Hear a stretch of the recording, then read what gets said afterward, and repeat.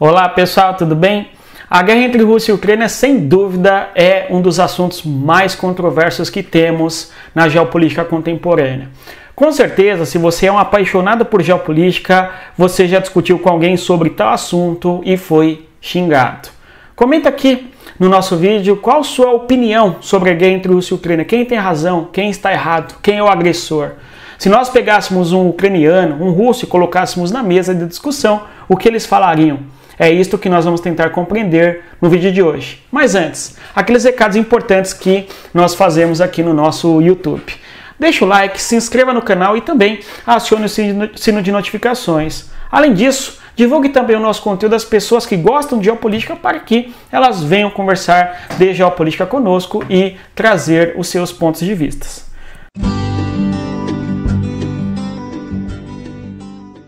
Pessoal, então a guerra entre Rússia e Ucrânia é algo bastante polêmico. Se temos a possibilidade de uma terceira guerra mundial com a guerra entre Rússia e Ucrânia, a minha resposta é sim. Porque você tem as grandes potências do planeta Terra envolvidas, seja diretamente ou indiretamente no conflito. Uma vez que as proporções da guerra ganharam uma dimensão tão grande que todo o mundo é afetado. E parte significativa do mundo participa, especialmente os países da OTAN. Vale lembrar que a OTAN tem 32 países e a OTAN tem fornecido armamentos para a Ucrânia na guerra contra a Rússia. Tudo bem? Bem, então como que nós começamos a compreender quem tem razão? É difícil. Nós podemos dizer logo de início que ninguém tem razão e estão todos errados, até porque eles estão brigando. E quando se briga, geralmente se perde a razão. Apesar da brincadeira, é fato que nós temos pontos de vista bastante sólidos para tomar um lado ou tomar o outro lado, sem dúvida. Se nós observarmos do ponto de vista do final da Guerra Fria, nenhum centímetro, ou melhor, nenhuma polegada a leste. É assim que faz o secretário de Estado norte-americano James Baker. James Baker é secretário de Estado no contexto do final da Guerra Fria com o fim da União Soviética. Tudo bem? Secretário de Estado dos Estados Unidos do governo de George Bush. Nós temos, por outro lado, Mikhail Gorbachev, que é o responsável pelo fim da União Soviética, levando adiante as propostas de fragmentação e fim do Império Vermelho, através da abertura, perestroika e também da glasnost. Nós temos então o fim da Guerra Fria com a promessa do governo norte-americano que nós não teremos a expansão para leste. Ou seja, a organização militar da Guerra Fria não iria avançar em direção ao território da Rússia. Entretanto, por outro lado, os países que entram para a OTAN não têm essa visão. Eles têm uma visão que são países soberanos, independentes e que, se quiserem fazer parte de alguma instituição, seja alguma instituição econômica, a exemplo da União Europeia, ou seja, uma organização militar, a exemplo da OTAN, eles vão fazer parte. E a Rússia não os pode impedir. E por isso eles estão exercendo o seu direito de soberania e independência de participar de qualquer instituições que lhes interessar. Então você tem aqui uma discussão muito curiosa. Por um lado, uma promessa norte-americana de que não haverá expansão para leste, etc., mas, por outro lado, os países na Europa Ocidental, em boa parte, e também na Europa do Leste, dizendo que somos independentes e soberanos e não devemos necessariamente nada à Rússia. E, portanto, caso queiramos participar de qualquer instituição, assim faremos e assim tem sido feito, inclusive. É muito interessante observar este cenário de final da Guerra Fria e o debate geopolítico que há nesse contexto.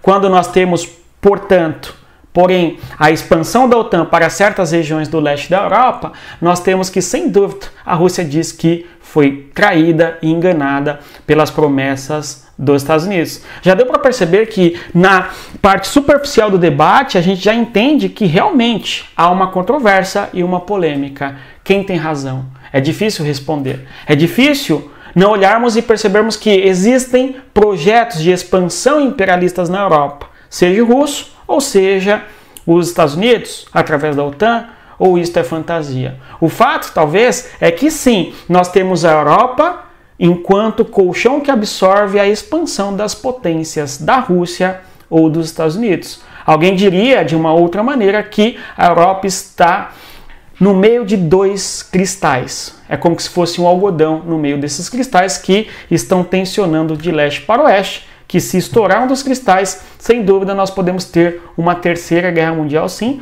mas não é este o debate. Apesar de toda a discussão a respeito da expansão ou não da OTAN, o fato é que a OTAN expandiu. Por outro lado, porém, nós temos que a Ucrânia, a Bielorrússia e também o Cazaquistão são herdeiras da União Soviética. E estes países têm bombas atômicas, até 94. A partir de 1994, os dois países vão fazer acordos com a Rússia para desfazerem-se destes artefatos nucleares. Então a Ucrânia tinha bombas atômicas. E a Ucrânia delegou esta bomba atômica para a Rússia. Uma vez que a União Soviética, cuja grande herdeira foi a Rússia, e a Rússia vai dizer que não. Apesar de no território da Ucrânia nós termos o artefato nuclear, este artefato nuclear é de Moscou e não de Kiev. E aí, apesar dessa perspectiva mais rude e forte, o fato é que nós vamos ter no decurso da década de 90 discussões para que os países que pertenciam à União Soviética fossem signatários da Agência Internacional de Energias Atômicas, ok? Para não enriquecerem urânio e nem chegassem a bombas atômicas e também se desfizessem dessas armas nucleares em prol da Rússia. E assim foi feito. Então, em 1994, vão sentar à mesa em Budapeste, na Bulgária, a Ucrânia, a Rússia, a Bielorrússia, Cazaquistão, e tais países vão discutir no chamado Memorando de Budapeste o fim das bombas nucleares em seus territórios.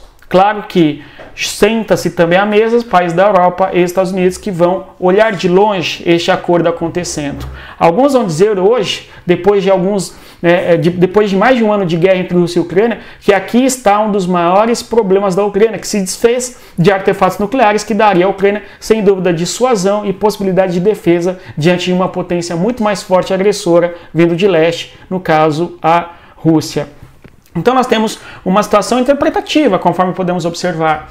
Sem considerarmos todas essas características e condições, a gente não consegue entender de verdade o que está acontecendo entre Rússia e Ucrânia.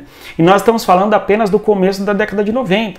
Sem considerar como se desenvolveu e se deu toda a história da Europa e da Eurásia no decurso dos últimos anos. Nós vamos ter que, sim, a Ucrânia deixa de ter bombas atômicas em prol de Moscou. Memorando de Budapeste, da Bulgária, assinado em 1994.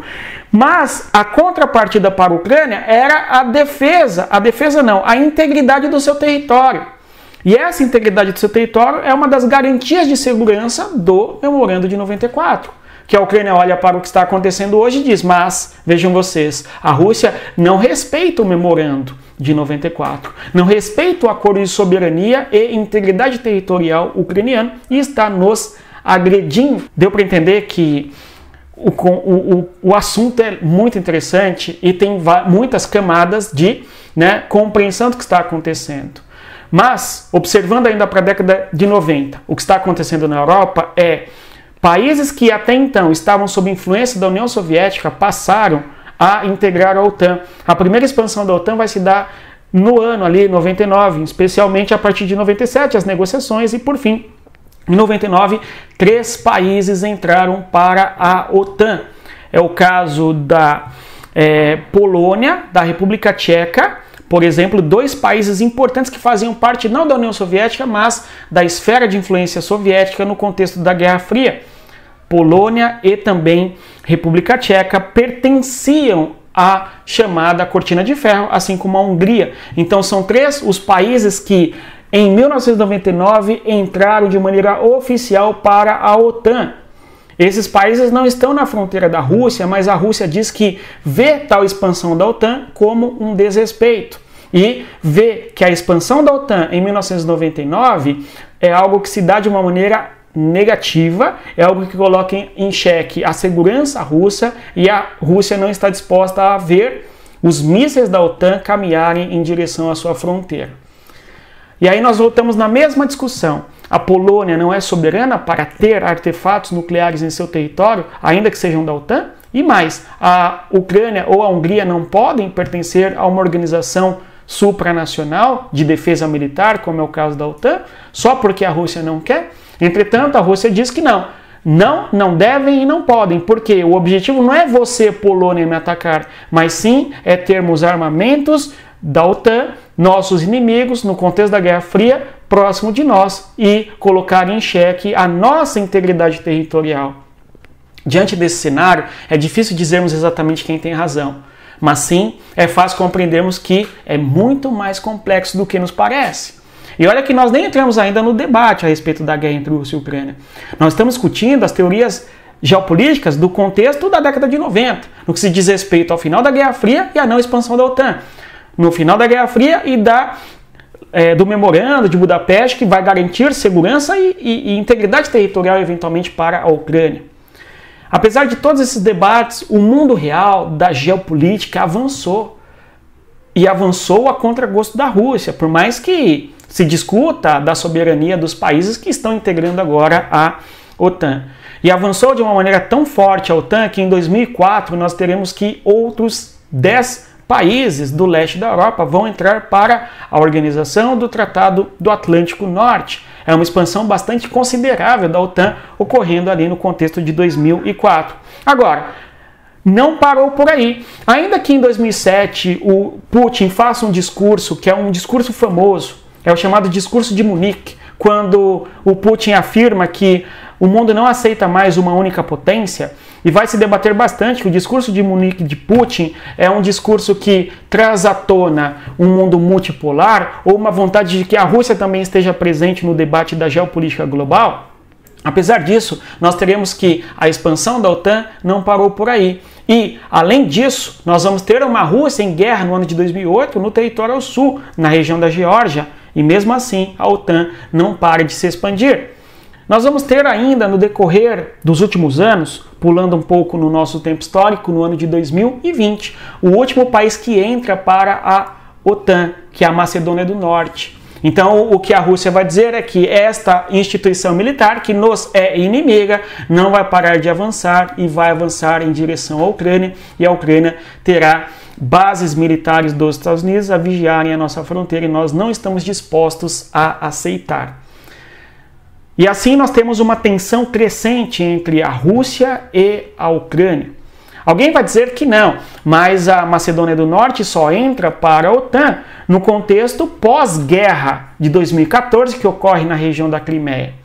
Nós temos que a Rússia, apesar das discussões a respeito do avanço ou da soberania, do avanço da OTAN ou da soberania dos países no leste da Europa, nós temos que a Rússia passa a discutir que os cidadãos russos estão sendo perseguidos na Ucrânia. E nós vamos ocupar militarmente esses territórios a fim de que nós defendamos o povo russo que lá vive. Em decorrência do crescente nacionalismo nesses territórios, especialmente na Ucrânia, eles passam a perseguir os russos e nossa grande sociedade russa nos intima a defendê-los. É a visão da Rússia para justificar a guerra na Crimeia em 2014. Apesar dessa guerra localizada no território da Crimeia, a Rússia vence e a partir de então nós teremos muitas sanções econômicas contra a Rússia, em especial dos Estados Unidos. Mas apesar disso, a Ucrânia, melhor dizendo, vai mergulhar numa profunda crise étnica e numa enorme perseguição aos russos e aos ucranianos, vice-versa em território da Ucrânia. Decorreu um tempo, a Rússia faz um plebiscito, a Crimeia diz, vota, dá para acreditar nos números, acho difícil, mas o fato é que a Crimeia passa a ser administrada pela Rússia e lá está, as sanções econômicas não demoveram a Rússia de sair da Ucrânia. As tensões vão aumentando, em especial envolvendo as minorias étnicas russas na Ucrânia, que passam a ser perseguidas pelos ucranianos, no entendimento da Rússia, e claro, isto é uma afronta à sociedade russa na concepção de Vladimir Putin. Nós teremos que o mundo vai se organizar para discutir alguma saída pacífica para as tensões e os conflitos que estão crescentes dentro do território da Ucrânia, que nós teremos então os chamados Acordos de Minsk 1 e 2. Foram encontros na capital da Bielorrússia, envolvendo a Rússia, a Ucrânia, evidentemente, a própria Bielorrússia, que é um estado satélite importante para a projeção de poder na Rússia no leste da Europa hoje, sem dúvida. E o que acontece? Os acordos de Minsk vão tentar pacificar a região do Donbass. Na região do Donbass você tem uma crise muito significativa. Segundo Putin, há uma perseguição às minorias russas que vivem naquela região por parte dos ucranianos. E pior, com apoio de potências estrangeiras.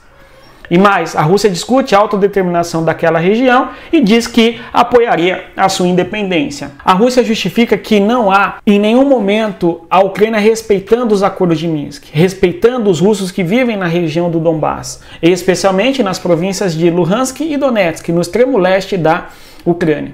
E aí nós temos o crescimento bastante forte do nacionalismo ucraniano, que vai lutar contra russos em território ucraniano antes de 2022, quando começa a guerra, segundo a Ucrânia, ou a operação militar, segundo Vladimir Putin.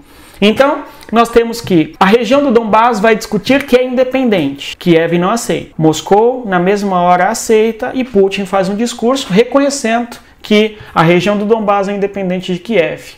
Porque, na concepção da Rússia, o território ucraniano não está respeitando os acordos de Minsk, que era de pacificação, mas com a região controlada pela Ucrânia. Porém, apesar de nós termos a região buscando independência, Kiev não aceita e à medida que Putin aceita que aquela região é independente no leste da Ucrânia, nós temos que os Estados Unidos vão aumentar as sanções econômicas contra a Rússia.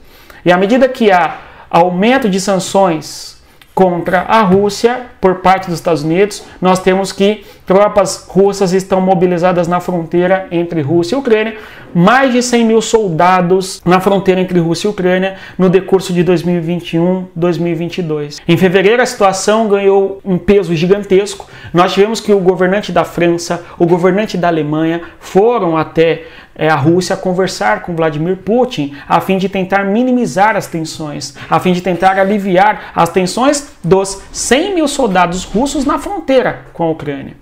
Não deu jeito. Mesmo o governo brasileiro foi viajar para a Rússia e conversou com Vladimir Putin. O nosso interesse naquele contexto não era pacificar a região. O interesse do Brasil era assegurar que houvesse para o Brasil o fornecimento de matéria-prima tão importante para a nossa economia do agronegócio. Apesar de todas as tentativas, porém, da França ou mesmo da Alemanha de pacificar a relação Rússia e Ucrânia, do Acordo de Minsk, nós tivemos, infelizmente, uma guerra começando. E, em fevereiro de 2022, nós temos o início da guerra entre Rússia e Ucrânia. E o detalhe, o Putin não chama de guerra, mas sim de operação militar, porque, em sua visão, a guerra começou lá em 2014, quando, desde o momento que a Rússia busca defender cidadãos russos na Ucrânia, a Ucrânia e seu nacionalismo perseguem cidadãos russos e bombardeia vilarejo russo e casa de russo dentro do território da Ucrânia. Então, Putin chama de operação militar. A Ucrânia diz que não se trata de uma operação militar, mas sim de uma agressão pura e simples contra a soberania da Ucrânia, que foi traída. Em alguma medida, teria sido abandonada, porque logo de início foi proposto para o governante da Ucrânia aviões para que ele saísse da Ucrânia. A resposta dele foi: eu não preciso de aviões e eu preciso sim de armas. E a guerra começou. E aí eu pergunto a você, quem tem razão? A Rússia ou a Ucrânia? Ou será que realmente o assunto é mais complexo e nos exige uma compreensão um pouco mais profunda? Eu gostaria de convidar você a conhecer o nosso e-book, cujo link está na descrição do nosso vídeo. E claro, vem estudar com a gente o nosso curso de geopolítica, deu para ver, ele sem dúvida é muito aprofundado em todas as questões da geopolítica global. E claro, divulgue nosso conteúdo às pessoas que gostam de geopolítica. Bons estudos e não se esqueçam, respeitem a geografia. Tchau, pessoal!